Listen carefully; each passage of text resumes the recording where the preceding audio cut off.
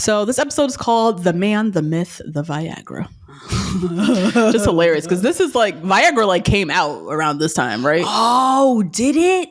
Or not, maybe not just came out, but not the Viagra was like a 90s. It came out in the 90s, right? Oh, I don't know. I don't know the history of Viagra. Let me look that up real quick. I remember Viagra being like the new hot. Oh my God, I don't remember that at all. Thing. And like the commercials and like the Time article, Time covers talking about it, like this new hot, the blue pill. Like, oh wow, it definitely came out in our lifetime. So it was just interesting that it was like a part of the episode because I think it was like this was also the glory days of Viagra. Oh my God, how interesting! Oh my God, I want one of you guys who's studying something right now. Can you please do that versus like Plan B? What Viagra? Like the rollout? I would love to see the public perception of the rollout of each of those drugs. Yeah, I think there's a documentary out on Viagra. Okay. That did this kind of like, I don't know for sure, but I'm sure within it I would hope, compare this drug for men and how they rolled it out and made it all like fun and cute and whatever. Yes, and how women loved it too, right? Like it's for everybody. Yes. Versus Plan B is like, did you fuck somebody last night and they don't know? Right. Bitch, this is for you. And not talking to men at all, know? Yeah. Huh. Anyways, Carrie and Big are back for round 2. We see them back at the jazz club. Back at the jazz club, these dark Greenwich Village ass Italian restaurants, whatever. I feel like I've been to that place that they were at. Of course. So we see them out to dinner at this Italian place. He's a regular there. He introduces her to the waiter as my girlfriend. And she's just like, she lights up like she's just saw a brand new golden retriever puppy girl. You've never called me your girlfriend before. Sure I have. Just not to your face. It was perfect. I was in heaven. That's what she said. Oh my God. The bar is so low. Very low for Carrie. So low. Meanwhile, Miranda's on a date at a horrible comedy show. Yeah. Oh, this is the worst. I hate being at a horrible comedy show. I don't mind it because sometimes it's so bad it's funny. Sometimes. So you still get a laugh. Yeah, but sometimes. Sometimes they're paying such close attention to everyone that they know you're laughing at them and not with them. Yeah, and that's just sad. Just sad. Yeah. Yes. So, yeah, she's at this comedy show with this divorced, allegedly, keyword, divorced architect. He leaves the table to go get the check and leaves his phone, and his phone goes off in the middle of the show. The comedian heckles her into answering the phone, and it's his wife on the phone. Yikes. So he's been claiming he's divorced. Now he's saying he's separated, and here comes all the lies. So the next day at brunch, she's debriefing with the ladies, and he flat out lied. He said he was divorced for 3 years. Yeah, So she really got just like flat out lied to. Yeah. Charlotte, meanwhile, is like, well, I know a friend of a friend and this other friend who was with a married man, and he did leave his wife. So it is possible. Miranda calls this an urban relationship myth. These unbelievable fairy tales concocted by women to make their love lives feel less hopeless. Oof. Charlotte, of course, is very steadfast in these beliefs. And Sam is like, well, do you know anyone whose relationship just changed magically overnight? Like, what are you talking about? And she points to Carrie. Yikes. She's like, look at Carrie. Her and Big are like totally different now. Everything's so different. So, of course, Miranda and Samantha are like, in what way? How? Tell us, Carrie. Who obviously can't tell them. And it's just like, it's a feeling. It's just a feeling. Something has shifted. If we came together again, it must be for a reason. All these very like open, vague, like make believe. Yeah. Something is shifted, but she can't tell anybody what that thing is. Yeah. Now, Carrie goes off. She's home. She's writing. She's contemplating, all these different myths that modern day singles, as she says, tell themselves to make ourselves less miserable. And she's questioning if things are indeed better for her and Big, or if she too was holding on to some fake belief. Now, Samantha is in her royal purple power suit. Oh my God. Samantha's wardrobe this episode was everything to me. Yes. I remember that off the shoulder striped top that she was wearing at lunch. I remember it so clearly. Oh my God. Yeah, she looked great. Her haircut. Yeah, the haircut. Really cute this season. This episode too. Yeah. So she got her little power suit. She's at the bar drinking a cocktail by herself. At 1:30 p.m. Yes, middle of the day, Midtown East or some shit. Yes, ew. By herself, drinking her Cosmo. And across the way is this old geezer and Satan himself. Samantha, a cosmopolitan, and Donald Trump. You just don't get more New York than that. Donald Trump alert. Oh my God, Jody put in the sirens. Oh God. Oh my God, this nigga wants to be I hate it. Everywhere. He's been doing this for over 25 years, y'all. Like, this show is so old that he is still here hungry and thirsty for attention. Oh my God, I can't believe he went in season 2. Season 2. I was like, jump. You really want to be in every New York everything all the time, everywhere. Oh my God. Oh, yikes. So they're across the room, like eyeing her or whatever. The old geezer eventually comes up to her, talking about how he's going to buy her an island. And he just closed a $150 million deal and, just leading with his money. And she entertains him. They sit, they drink a bottle of champagne and have a whole little night. So later we see her and Carrie walking and talking. And Carrie says that 50 is her age limit. That's her ceiling. Which is rich for her, because how old is big? I'm so glad she clarified that this episode. I was like, well, bitch, where are we? I think we hear later in the episode that Big is 42. 42, yeah. And we are to believe she's 35, maybe, or something. We are to believe. They never really talk about their ages, like, flat out. Yeah. They're, like, in their early, mid-30s. She's in her early, mid-30s. I want to say, she's like eternally 33 in my head. Right. Like, somewhere around there. And then Samantha's like 40. 41. Yeah. So yeah, she says 50 is her age limit. Sam is like, all right, well, factor in millions of dollars. Then what? Carrie's like, it's still 50. I'm not doing it. So Samantha tells her about the old geezer she met, who she's guessing is 72. Yeah. Which that's like 30 years on Samantha. That's a lot. That's a precise guess. But that's a guess, Jones. Right?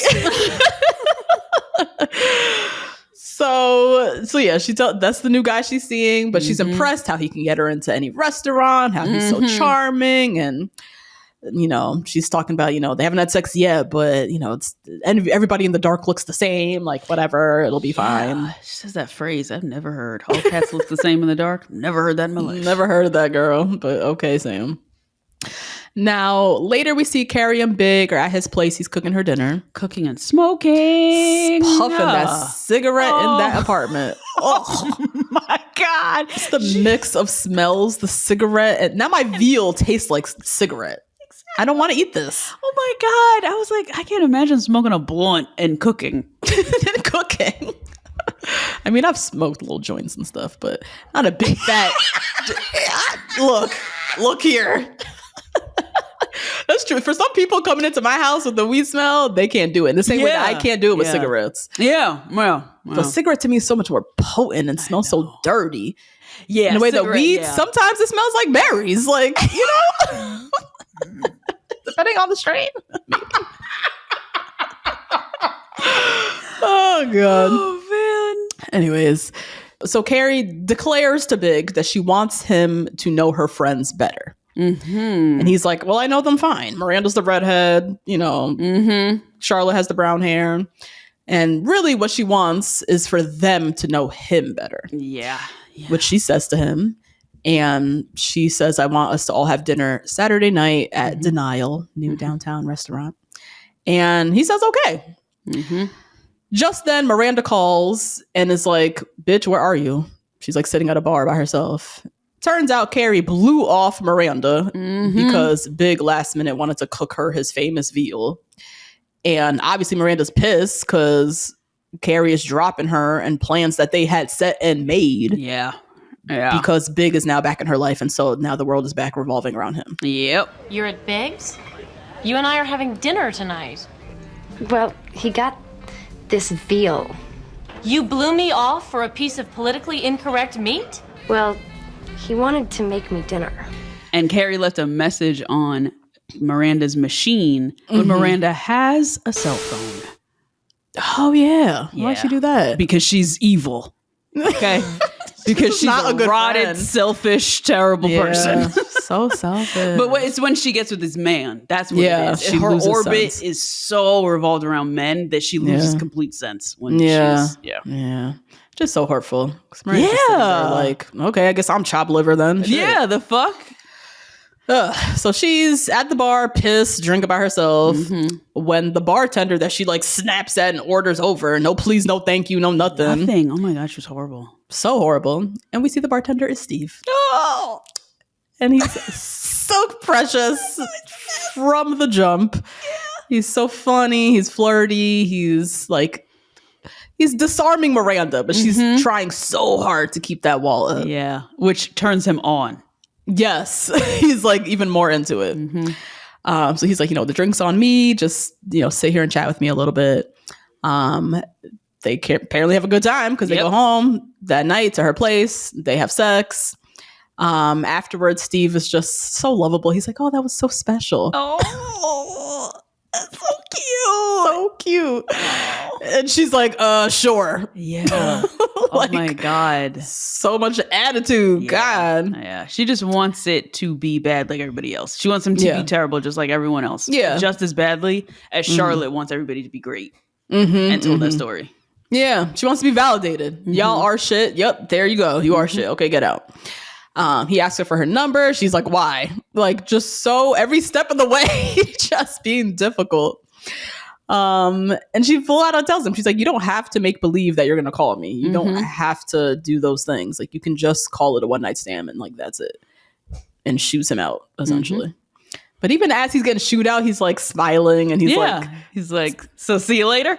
Yeah. So cute. Exactly. So cute. Now, Samantha is off at Ed's, the old geezer, his lavish townhouse for dinner. I hate how they portray wealth in this show. This place looks so gross, so gaudy, and like Versailles. It was not cute. Oh, but that's very Donald Trump. That's true. The golden toilet and golden ceilings and whatever the fuck he apparently has in his place. Oh my God. Wait, real quick story. Do you got our last year, right? Went with my fiance's family to St. Martin. We stayed in the house right next to Donald Trump's. What? Yeah, I considered throwing eggs, but we didn't have enough. Yeah. I know. He should TP his house. I know. And it's not that kind of place where you could like go up to the house and like, Yeah, hey, it's not that kind of, But I was like, oh, gross. And we passed by it like twice. And I was like, ew. Even the vibes, you get a shiver up your spine. Yes. Evil. It's just Satan's work just happening inside. And on the website, it shows the inside of it and it looks just like this apartment. Yeah. Gaudy and ridiculous. Yeah. So Ed is gifting Samantha with diamonds on diamonds on diamonds. God. This is where I exit stage left. I'm not getting no greedier than this. Yeah, I'm not into this. Once I got something I can sell and pawn off. I'm good. I got my tennis necklace. I'm out. Thank you. Like, I don't need to lay down with you now.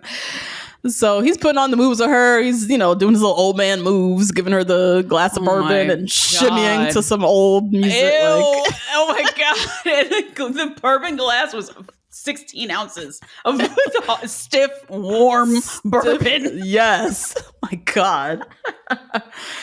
So then he basically just like propositions Samantha. It's like, look, I've 10 to 12 years left tops, which he must be way older than 72.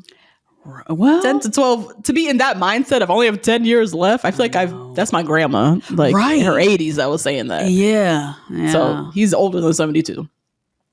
And he's like, yeah, I just want someone to have fun with. I just want to have a good time and I'll make it worth your while. I have a lot of Viagra. Oh, girl. And so, like, I love how he's like saying these things and like thinking they're doing something, and it's I know, to Samantha of all people. All people. So they head off to the bedroom and she's like, all right, let's turn off these lights. And, they get to it and she says, like, his touch, his kiss is the same. Like in the dark, you can't really tell, whatever. But then he gets up to go to the bathroom. And that ass is concave, bitch. concave and sagging. Sagging. Oh. Sagging skin and flesh. Just like melting. Like so old. Yeah. She's like, I draw the line here. She just ran out. Man. Now, Miranda, meanwhile, is home chilling when Steve just pops over unannounced. Which, this wasn't my favorite move of all time, but... I didn't hate it. You didn't? Oh my God, I hated it. I don't like this at all. This is such an invasion of privacy. Don't come to my house. It's a lot. I live here. It's a lot. But it's a bold move. He's trying to make a bold move. And here you go, Charlotte. Here you go. Here you go. He's trying to be bold and stand out and be very clear to her, like, I am really into you. Like, last night was not just, a fluke. So yeah, he comes by. He's like, I like you. I want to have let's go for dinner. And again, she's like, why? No. Yeah. What do you mean? Like, she eventually, he does a good job of like chipping away at her. Because that damn smile, that little smile. And he's so just like lovable seeming and looking. So he, chips away, and she eventually tells him that she's going to denial with her girls. And he's like, all right, meet you there for a drink. Now, Carrie, all dressed up in her little gold metallic boohoo dress. Yeah, this dress looked like it was $1. $3. She heads to Biggs before dinner with the girls, all excited. He opens the door looking like a tired frat boy. Like he ain't going nowhere. Nope. Like he can care less. Well, both are true. He is not going anywhere, and he could care less. Literally says to her, so about that dinner, do you mind if I don't go? And she's like, huh? Because the whole basis of the dinner is for them to meet you. So what do you mean? Do you mind if I don't? She didn't say all that. This is me. So he's like, well, I just been out all day. It's gonna rain. Like, they're your friends, they just want you. It's fine. And she even tells them, she tells him explicitly, they're expecting you. And even still, he's like, it's fine. Yeah, I'll see them later. So she heads out. He doesn't chase after her. He doesn't read the room at all. Nope. He's chilling. Just like she did with Miranda. Yeah, exactly. So she heads off by herself. As she's walking, she's questioning, like, how did I ever think he'd be different? He's a 42-year-old baby. He's not going to magically change overnight. So, they all sit for drinks, and she's so ashamed, she can't even tell them that he's not coming. That's wild. I know. That's a crazy place to be. She's literally like, he's coming from work. He'll be here any minute now. Oh my God. No, she just saw him in his underwear. Girl. Oh my God. Woo! He said, fuck you and your friends. Sure did.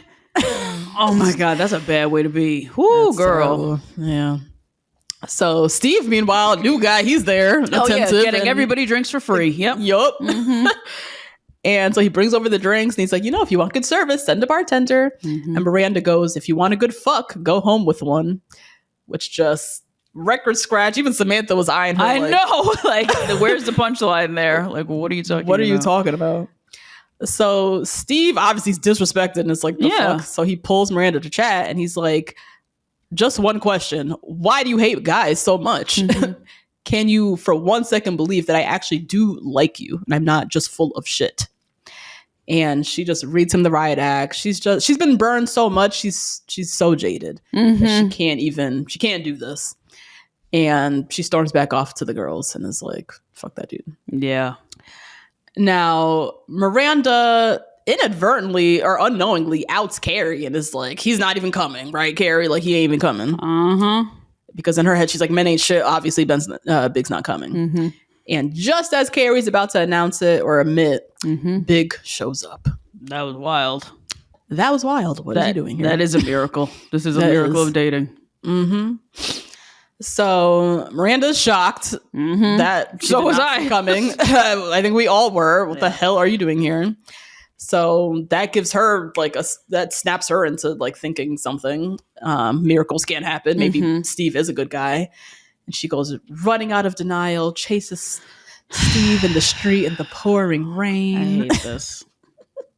This whole magical. They had to do it though because they needed the show to like. They needed to play into these fairy tales and miracles and. So just so dramatic. But I love that this is Miranda and Steve's little meet cute. I forgot about this layer of them, like her running out into the rain, chasing after him. Like, I know. I think it's funny too that it was Big that kind of prompted her out the door when she was the one who told Big not to get married in the movie. Yeah. That was a really interesting. These writers, man, they've been together a long time. You could tell they connect a lot of dots in this show. Yes, yeah. And Miranda and Big, that little complex interplay is interesting. So yeah, she runs out to him. They make out. And Carrie says, which I thought was interesting, from that night on, promiscuous women everywhere will tell that tale of the one night stand that turned into a relationship, which is Miranda's situation. And then, we kind of end with Big and Carrie and the ladies laughing at the table. And Carrie says, that was the night we stopped being a myth and started being something real. Ugh. No question as to what are you doing here? Why are you here? What changed your minds? Like, just no questions. He's back.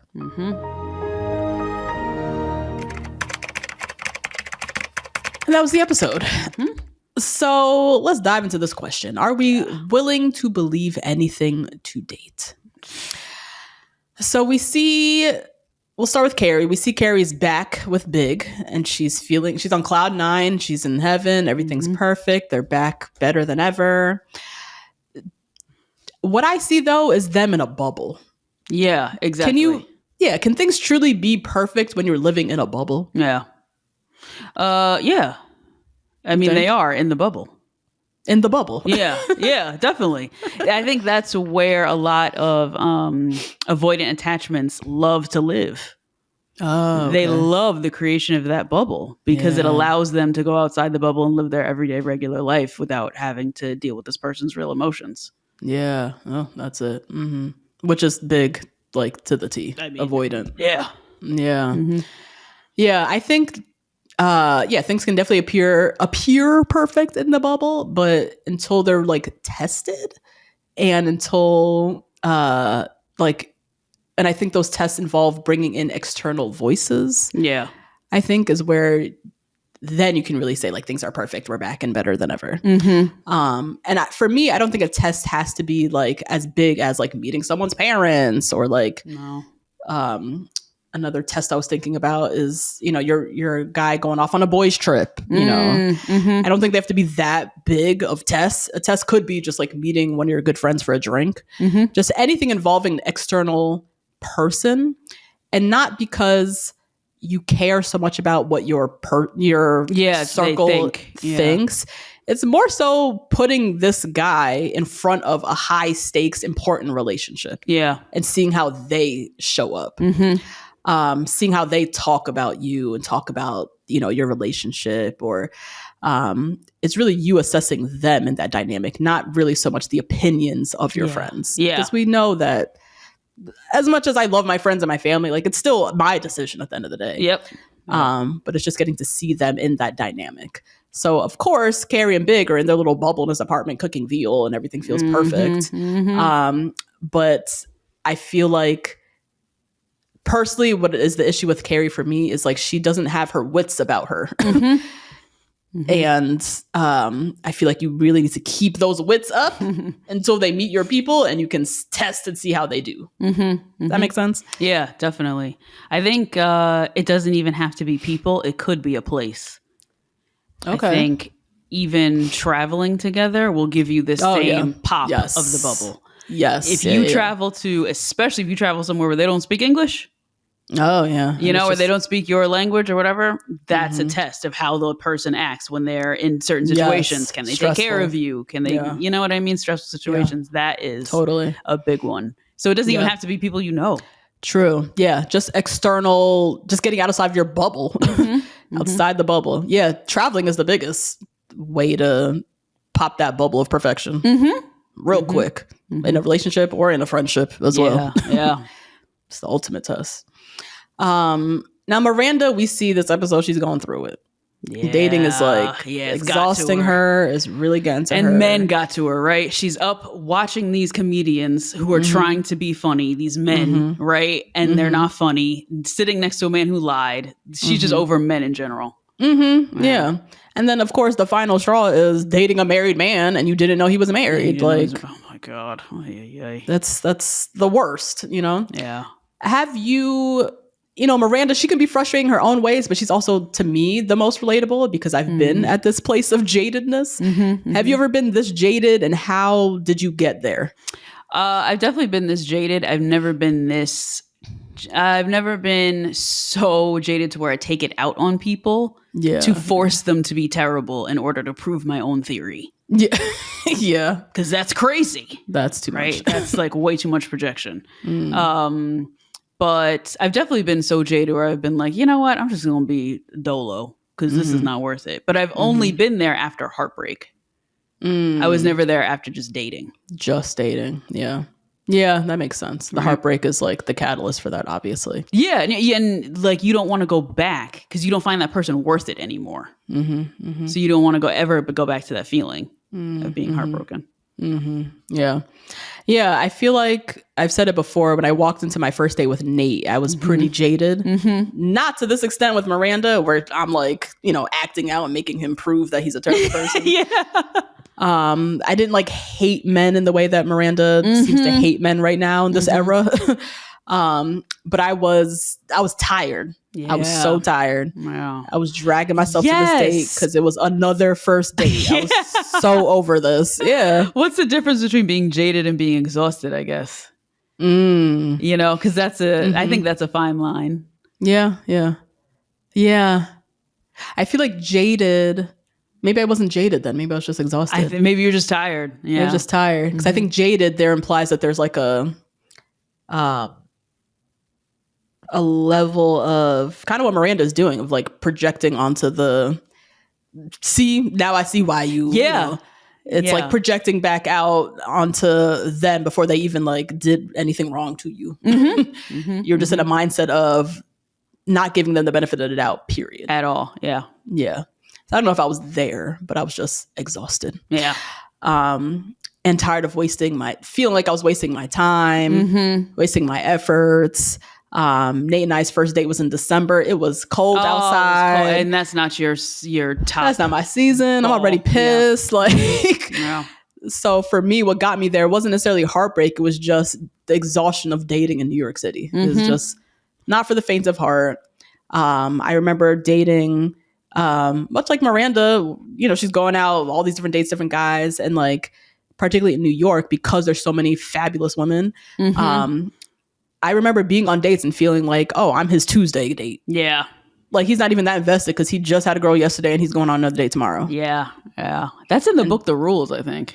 Like never be the Thursday girl, always be the Saturday girl or some shit. I think that's one of the rules. Yeah. And you could feel that too. You could feel it when you're like, oh, you just be running through dates. Like you're not even fully here. You're just here for whatever reason, to make out with me at the end of the night or something. I guess. Or go out to a restaurant, I guess. I don't know. I think Aziz Ansari did this really well on Master of None. I think it was Master of None, where they were on a date and she started scrolling and he looked and she was scrolling a dating app. Yes, that was Master like of None. Looking for her next date. Oh my God. Oh boy. But yeah, that'll, and then just like online dating in general is just exhausting. Yeah. And yeah, in a city like I can only speak to New York because that's the only city I dated in, I guess, in my 20s. The volume, you're running through a volume of people and other people are running through a volume of people. And it's just that rat race, that just cycling through every week. It's the same shit. It's like Groundhog Day. I'm back on another date again. Yes. And everybody's looking for somebody better, right? Yeah. So that definitely influenced my like attitude in a sense when I showed up with Nate. Cause I was like, I wasn't to the level of Miranda. Like I could still give him the benefit of the doubt, but I was also just like, who are you? Where are you from? What are you doing? Like, and that's never a great place, I feel like, to be in. No. To date. But I I think a good benefit of it is I definitely have my wits about me. That's for sure. Yeah. Not to the point of judging and icing him out completely because he said one wrong thing, but I have my wits about me in a way that I think is okay when you're dating while exhausted or jaded a little bit. It's the one upside, I think. Yeah, I would agree. Quickly, I want to talk about married men who lie about being married. Oh man, I thought about this too when we were watching this. I feel like we all have a story. Oh yeah. Drop your story down in the comments on Patreon. Yes, on Patreon. The No Judge Zone. The No Judge Zone. What is this? What the fuck is this? God, this is really a thing. This is a thing. I find it so fascinating that men feel so trapped in an institution that benefits them to the degree that it benefits them. Marriage is so beneficial for men. For men, yes. You have a built-in caretaker. Sex worker, caretaker, assistant, housekeeper, sometimes chef, if not therapist. Chef, therapist, HR specialist, there's so career counselor. Counselor. Yes. How you live longer. Yeah. When you're gone. Like statistically. When you're gone, everything's taken care of and wrapped up all nice. It is baffling to me that men will step out of that institution for the sake of new pussy. Yeah, that is so strange to me. I don't get it. I to this day, it's the all girl school in me for sure. To this day, I have no idea why they do it. I don't get it. And it's an institution that you at one point saw value in. Oh yeah. Because you signed up to do it.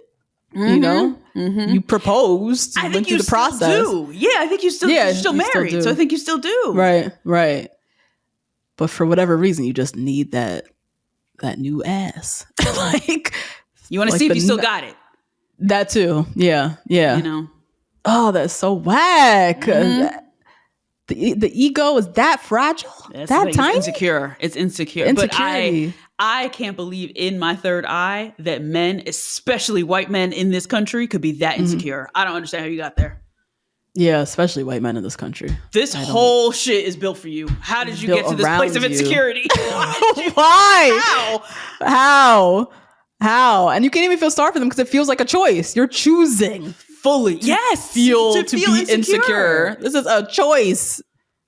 How? Oh my God. Yeah. Please drop your stories down below. Yeah. I remember, I think I told a story long ago when me and Sarah were out at a bar and this guy was hitting on me and she was looking at him like I know him from somewhere. She's like, where do I know this guy? She's like, did we go to grad school? I was like, I don't know this man. I just met him.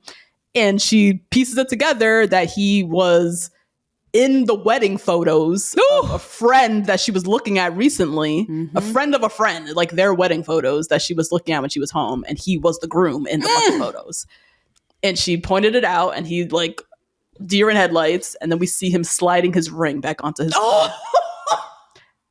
I'm like, are you serious? Oh my God. And she just looked at the wedding photos. I mean, he just got married not that long ago. And he's already out here doing this foolishness. Oh my God. Girl. When you say men are the worst, they are the worst. Oh my God. I just don't know women who act like that. That's why we say they're the worst. Yeah. I don't know this on our side. We don't have this kind of opportunity either to do these kinds of shenanigans. A lot of times when we get married, we are locked down to a certain level of responsibility that we can't go out and do these kinds of shenanigans. Right. How you find time for this? We got a household to run and kids to feed and this and that. Like, yes, and our hobbies don't have men in the. You sound like you can go find some nigga at Solid Core, you know? Right. Pilates. You're not running into your dude. Yeah. So true. Oh my God. But yeah, I want to talk about urban relationship myths. That Miranda this concept. What are some that came to mind for you? Yours. Oh. Yes. A good friend of ours always says, Natasha played the numbers game and she got him. Oh, yeah. I am used as an example quite a bit. That is true. People say that a lot about you. Yeah. And I say that a lot about you. Natasha went on the movie 52 First Dates. That was Natasha's literally life. yes. And she found him. And number he 52 was locked in. By the third day I was like, oh, that's her husband. Okay, great. So that, and even that date, that third date that I was on carried me into a first date that I had 7 days later. Oh my God, you did. The magic of that date in New Year's propelled you into like, let's see if this myth of meeting this guy. Because how magical would that be? Me and my friend, who we've been snook around New York City, both found the loves of our lives on New Year's. Wow, look at this. How great. He was the worst. The worst. That was garbage. The worst date Justine's ever been on. It was trash. It was by far the worst date I've ever been on. Yeah, it was pretty bad. Yep. Oh my God. But yeah, that's... Wait, I forgot to tell you. Oh, what? Oh my God. Remind me when you come back. And Jody, you can leave this in. That's fine. Remind me when you come back that my mom ran into at the ShopRite. Anyway. What's he doing up here? I didn't even know he lived up here. Girl. Oh my, yeah, I need that tea. What's he up to these days? Yikes. Oh my God. Speaking of the worst. God. Anyways. Speaking of the worst. Yeah. Anyways. Yeah, there's that myth. You got to kiss a lot of frogs and then you find your prince. Which I guess is what my lived reality. Yeah, there's that myth. You got to kiss a lot of frogs and then you find your prince.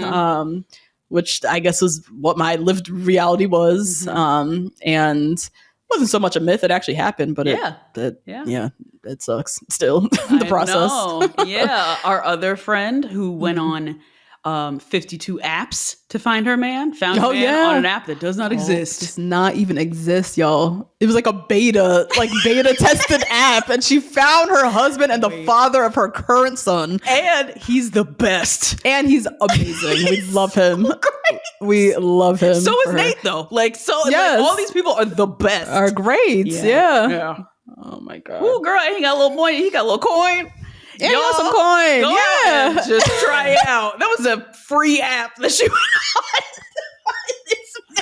on. You cannot find it now. Nowhere in sight. I don't know anybody who's met anybody from that app besides her.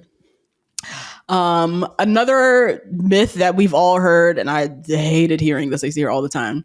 The right man comes along when you least expect it. Yeah, when you're not looking.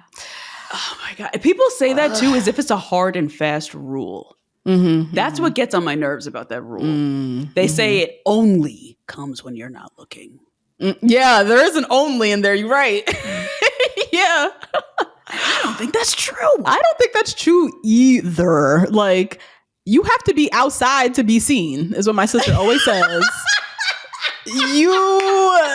What do you mean when you're not looking? Such a logical phrase. It's true. You have to be outside to be seen. Shout out to Jessica. Shout out to Jess. So what do you mean he's gonna just only when I'm not looking he comes around?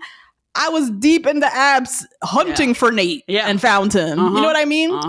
Do I sometimes I think about it, I feel like he came like I didn't see Nate coming. I thought he was like another first date, whatever. And then boom, he's my husband now. But I was outside. I was looking for him. Right.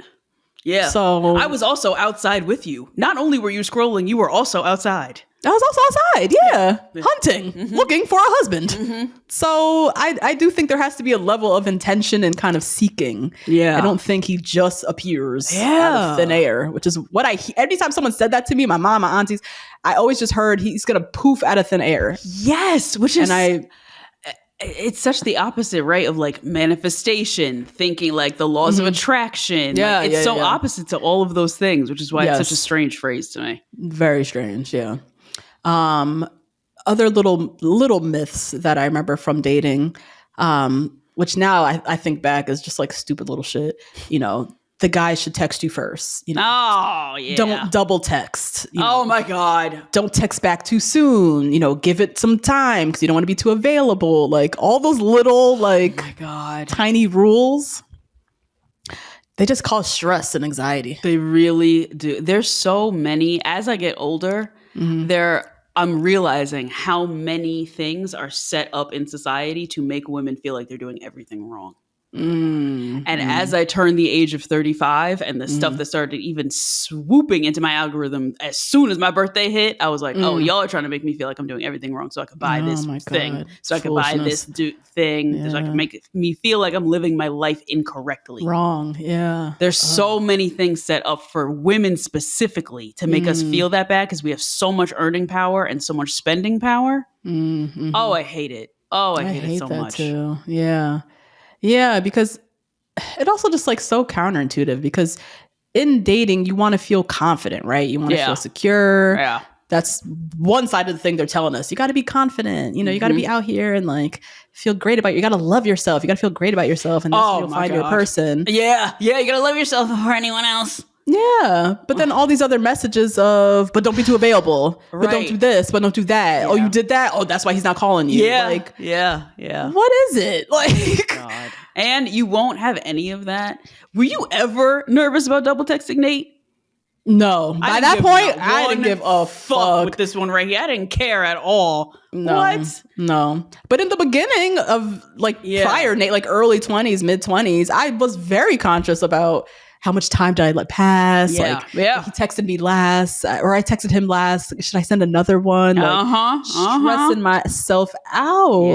Yeah. Full of anxiety, sitting by the phone, looking at my notifications, like playing fucking math with the time of like, well, what did he like? It has to be at least 2 hours, so it feels like I'm busy, so I'm unavailable, so he thinks I'm a catch.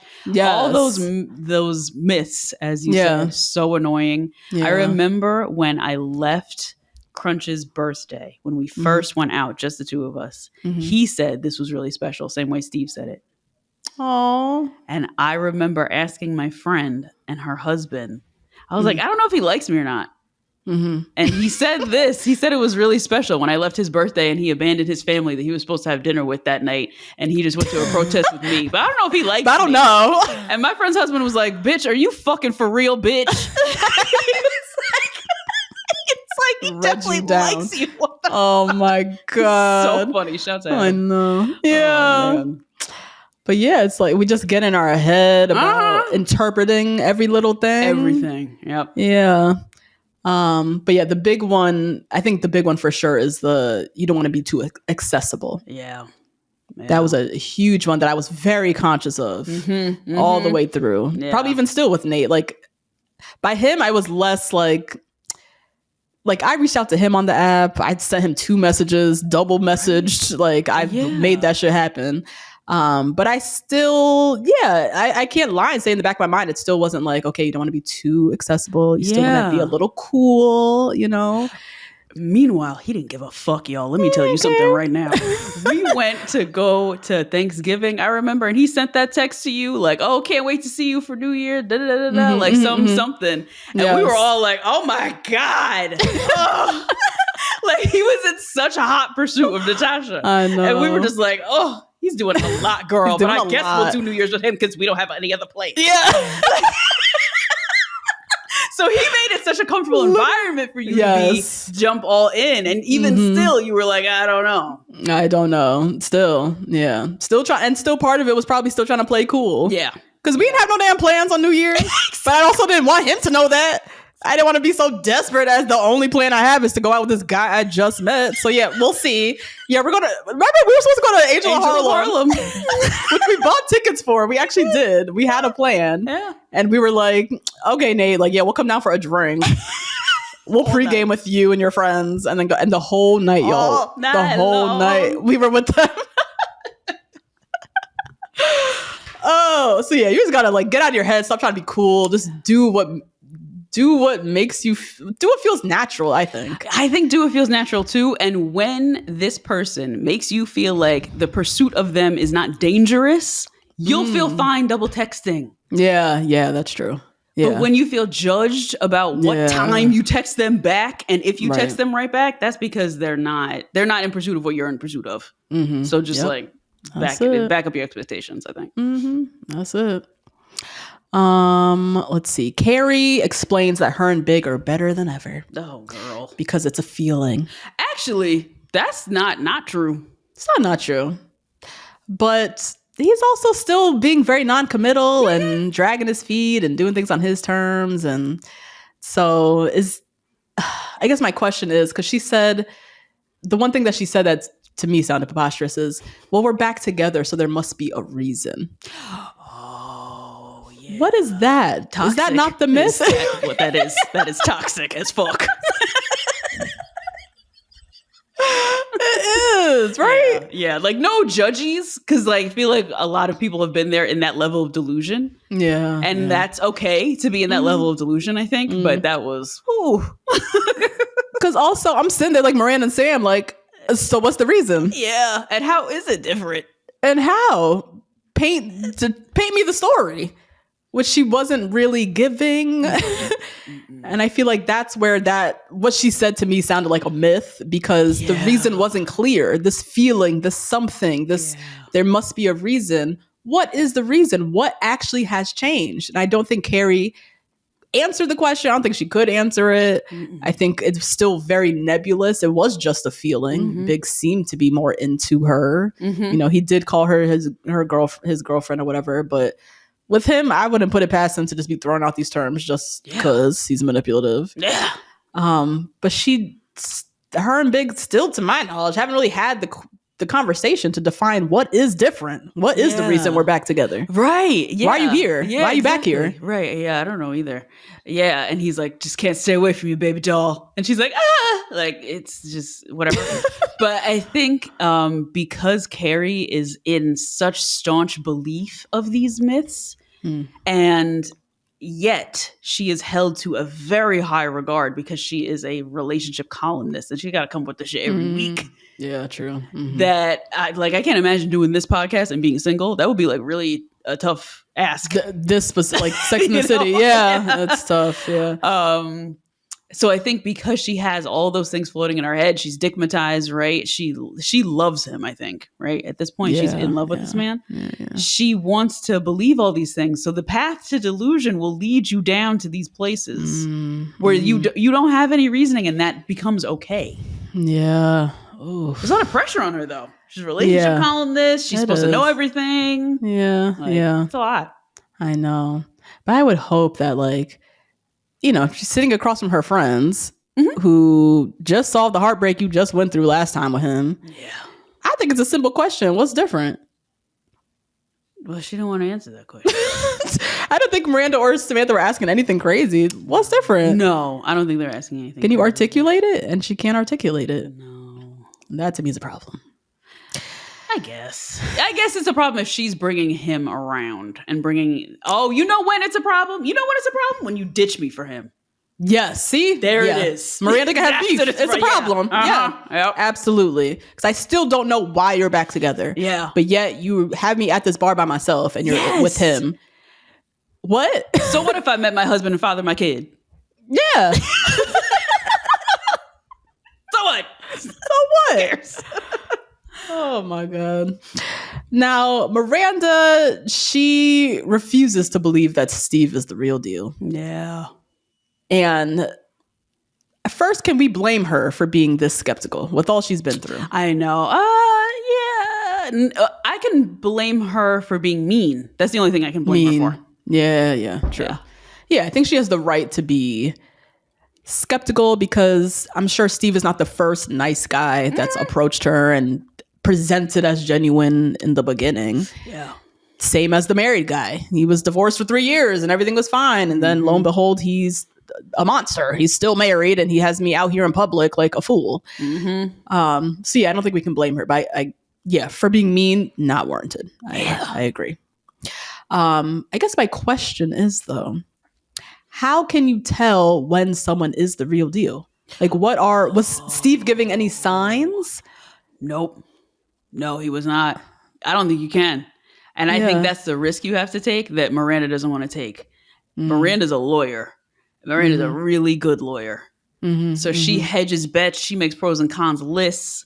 She like doesn't do this risky shit that often. Yeah, true. So when she believes something, she's in really staunch belief that she believes it. And she's very prideful naturally. And then her position as a lawyer obviously has to make her very prideful in those beliefs. Yeah, I agree. The elements of her being a lawyer and for a living, she's like trying to see through bullshit. Yep. So kind of just like automatically always puts her on edge, I think. Yeah. I'm not saying all lawyers are like this, but No. lawyers with maybe a terrible dating record like she does might be like that.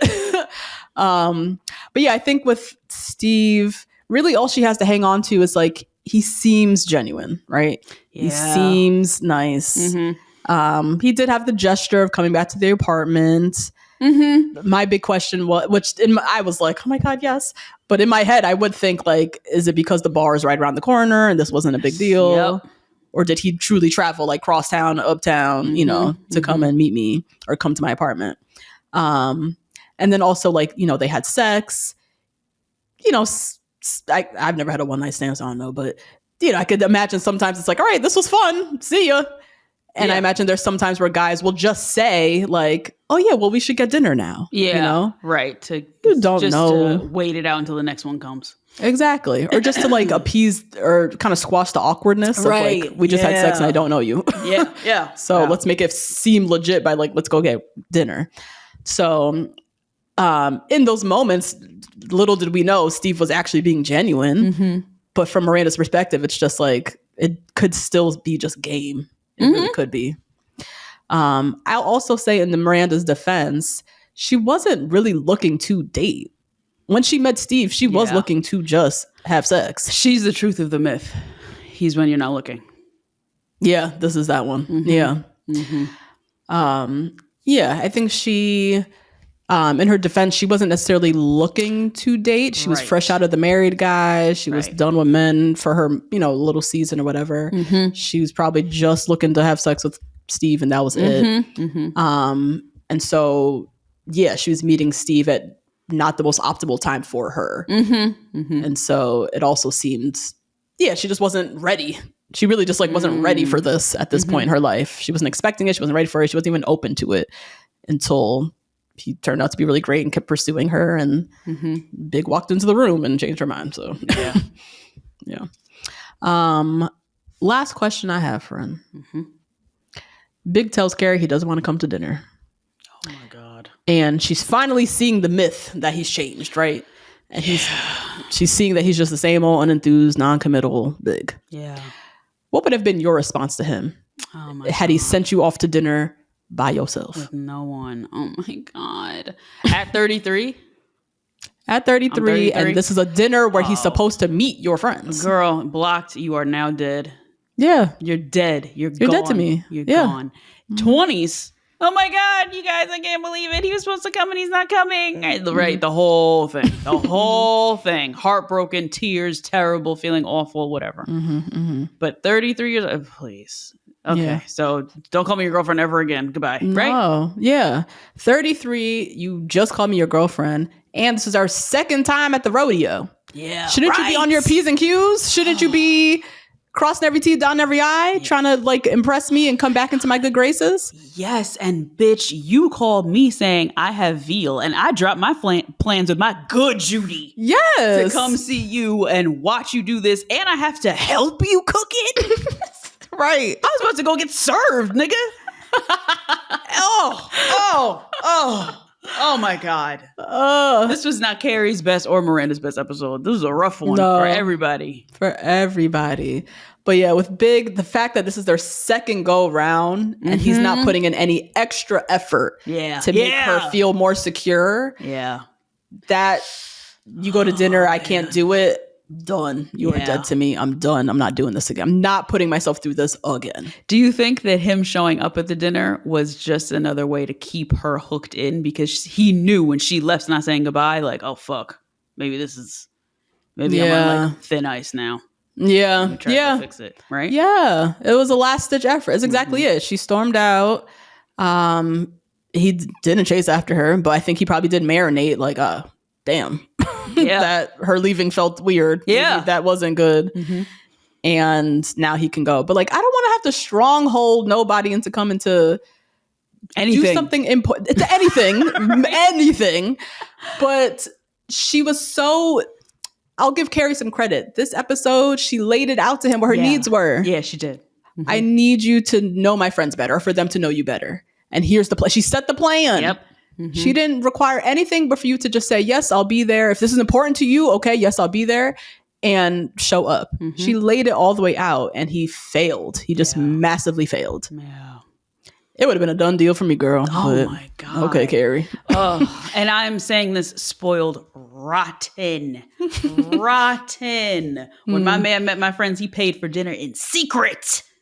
Oh, yeah. I remember you said he did that. Yeah. Girl. And they went on for that for a whole calendar year after. They were like sold. They were like, he paid for dinner. And the fact he did in secret too, he like went to the back and paid and then came back. Wow. Yeah. That's a nice little move there, Alex. Okay. That's a good one. That's a good little move. But I told him, I said, these people are really important. You have to do this, that, yes. whatever. Yeah. That's important. I have one question for you though, friend. Oh, yeah, please. That I'd love to end on. Mm-hmm. This is the guy that Carrie married. That is the last thought that I had when I when I ended this episode. Mm-hmm. And when I thought about it, I thought about her marrying the miracle guy. Mm-hmm. Is that a good idea? Because she had the boring guy. She did. But she married the miracle guy. Is it? Yeah. Should you marry the miracle guy? Oh my God. I feel like with Carrie, what she holds on to with Big is their love story is so non-linear. So in her head, there's a reason why they keep coming back to each other. Okay. And getting married, bringing it all the way to fruition is like validating for her that there was a reason. Yeah. You know, this is my person. Right. And I'm just of that classic belief that it's not that hard. When it's your person, I don't think it should be that hard. Yeah, I agree. Marriage is hard. When you have kids, it's hard. Like when you're in the thick of life, it gets hard and you have to work at your relationship. But in the beginning, when you're just courting, when you're just, this is just your boyfriend, it really should not be this full of drama and back and forth. And that's just me. Now, I know Carrie, a lot of people have had this non-linear, kind of messy, complex, and then that's their person and they get married and they're happy and blah, blah, blah. So I'm not saying, I don't think I can say like you should never marry that guy. Yeah. But, right. I don't know. Just, Carrie and Aiden would have been beautiful. It would have been easy. It would have been, they would have got married. He wouldn't have stood her up at the fucking at New York museum Public steps. Library. Yeah. Everybody there. He wouldn't have done that. You would have had way less ag and stress and by not marrying the miracle guy. But I can't say you can't marry the miracle guy because that could also be your person. That is your story. Yeah. Couldn't be me though. No, me either. Great answer though, friend. That was great.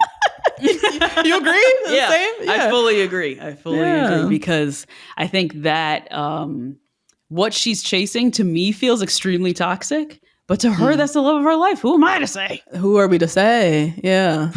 Yeah. Man, friend, what did we learn this episode? Oh my God. He's a smart guy. Oh my God, that we love Steve. That everyone should date the Steve. Date Steve. Date Steve. Yeah. Give the little happy-go-lucky golden retriever nice, maybe a little corny. Maybe he's not your usual. He doesn't have the edge necessarily. Yeah. He's a bartender, which is kind of like edgy. That is edgy. Yeah. That is edgy. And he plays basketball. Yeah, that's true. He does play basketball. Mm-hmm. But he might not be like the bad boy, suave, big, type. But give him a little chance. Mm-hmm. Give him a chance.